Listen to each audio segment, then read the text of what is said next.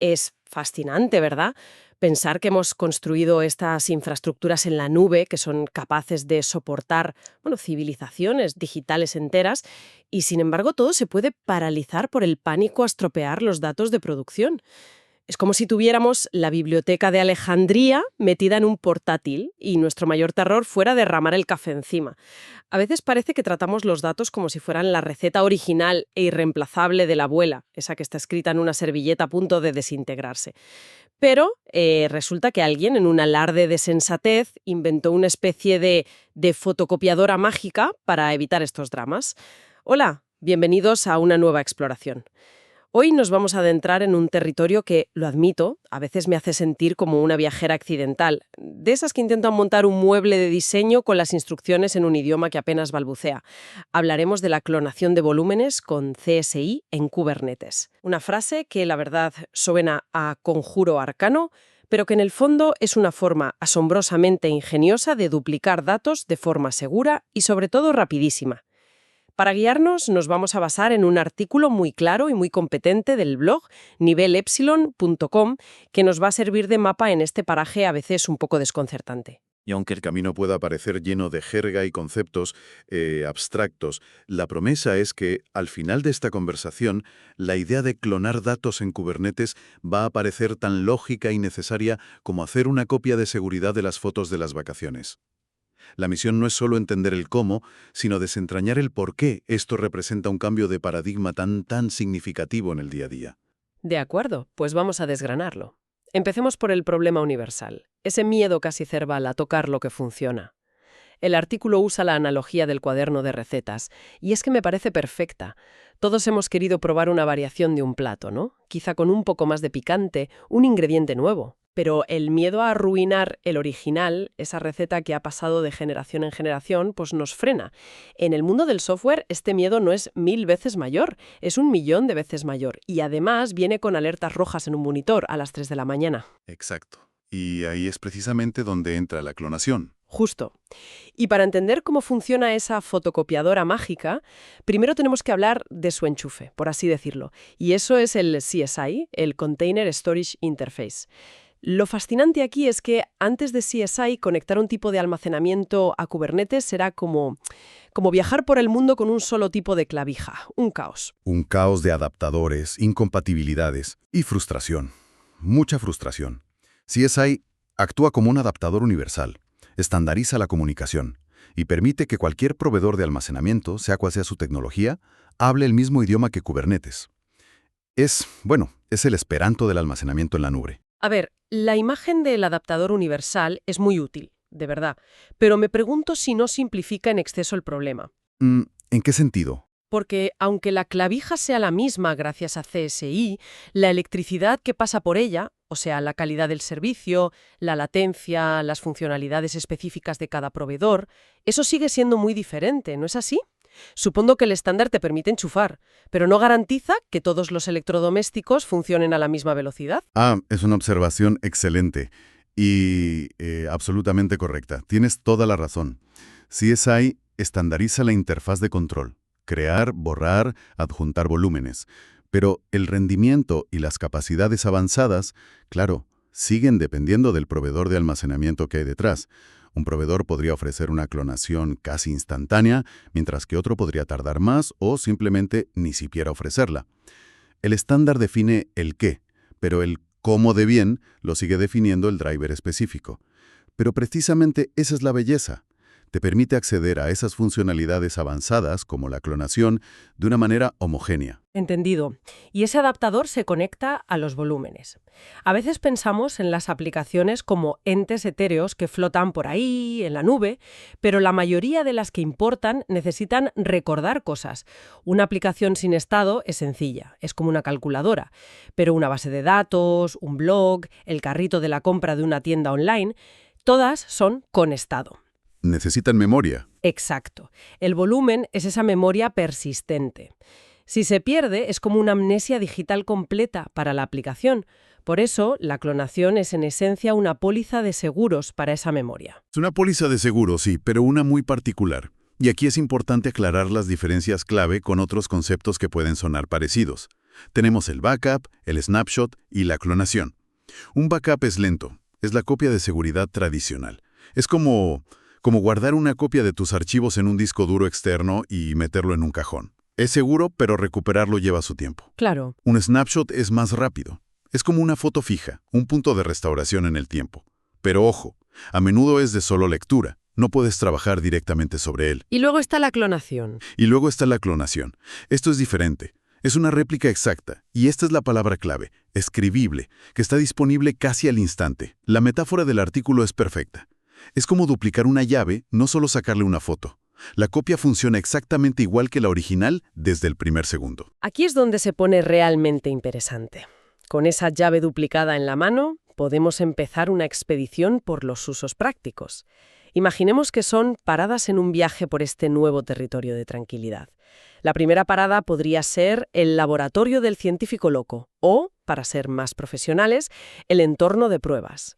Me gusta. Quieres probar una idea nueva y arriesgada en tus datos. Quizás una migración de base de datos o una funcionalidad que podría potencialmente corromperlo todo. En lugar de pasar días preparando un entorno de pruebas con datos falsos, clonas el volumen de producción y tienes un laboratorio idéntico al real en segundos. Si todo explota, no pasa absolutamente nada. Nada. La receta original de la abuela está a salvo en su cuaderno. Exacto. Y la siguiente parada es la que probablemente ahorra más horas de trabajo, la cadena de montaje efímera de la integración y entrega continua, o CICD. Recuerdo un proyecto en el que nuestro pipeline de pruebas tardaba 40 minutos solo en preparar la base de datos de test. Se importaba un volcado, se migraban datos, era el cuello de botella de todo el equipo. 40 minutos. 40 minutos. Con la clonación, el proceso se vuelve elegantemente simple.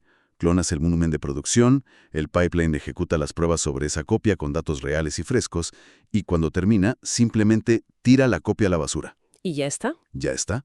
No hay que limpiar, no hay que revertir cambios. El paso de 40 minutos se redujo a menos de 1.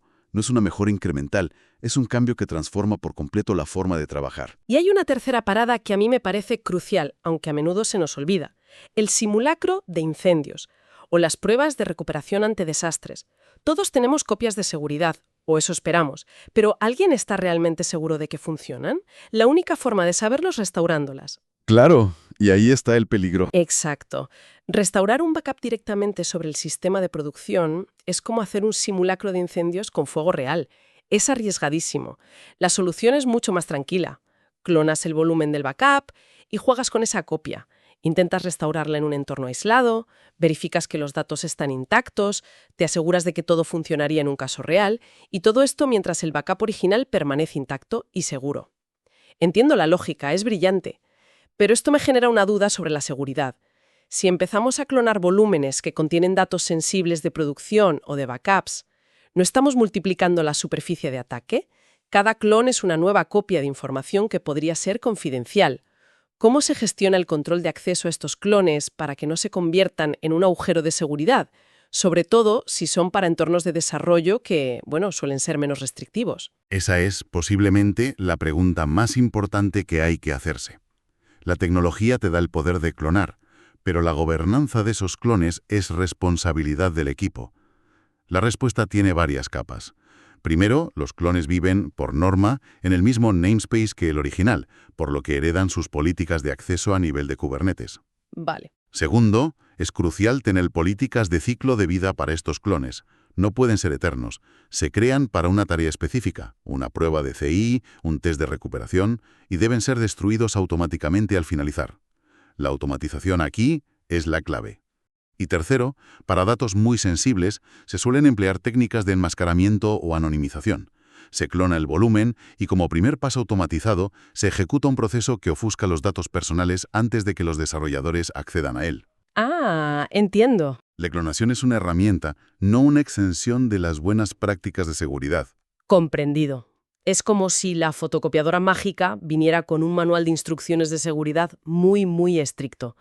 Ahora, hablemos de cómo se consigue esto en la práctica. Porque en Kubernetes las cosas no se piden, se solicitan formalmente. Me imagino el proceso como una especie de burocracia casi poética. Un poco sí. Sino que presentas una instancia al gran y a veces caprichoso sistema de Kubernetes, esperando su aprobación. Y en ese formulario hay una casilla clave. El artículo muestra el fragmento de código. Datasource.name, original volume, kind, persistent volume claim. No hay que verlo como código, sino como esa sección del formulario donde con una caligrafía impecable escribes: con respecto a mi solicitud, desearía una copia exacta de este otro formulario, por favor. Es una descripción perfecta. Es la forma educada y formal de decirle a Kubernetes: clona esto. Y como en toda burocracia, aquí es donde entra la letra pequeña. Hay ciertas condiciones que deben cumplirse. Primero, como ya hemos insinuado, no todos los proveedores de almacenamiento lo soportan. Hay que verificar que el driver CSI de tu proveedor tiene implementada esta funcionalidad. Segundo, el volumen original y el clon deben vivir en el mismo vecindario, ese namespace de Kubernetes. Y por último, el volumen original tiene que estar disponible y en buen estado.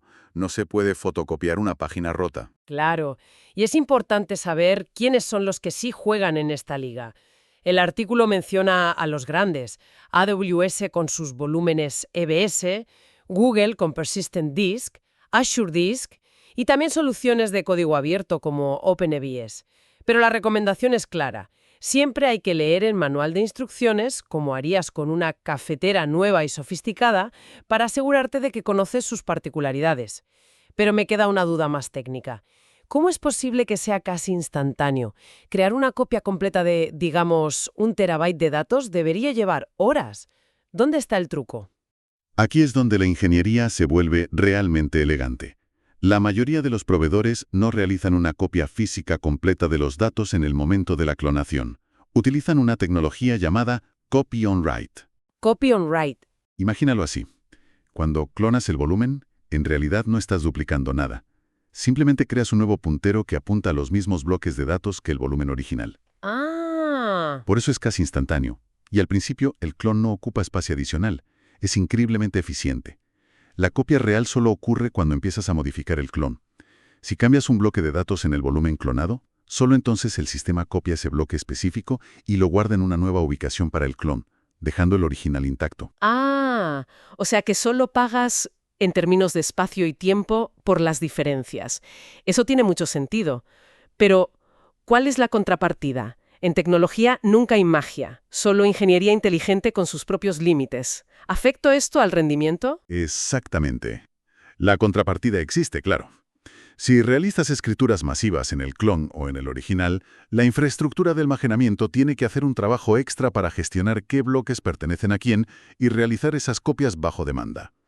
Esto puede introducir una pequeña latencia o un impacto en el rendimiento de las operaciones de escritura tanto en el volumen original como en el clonado.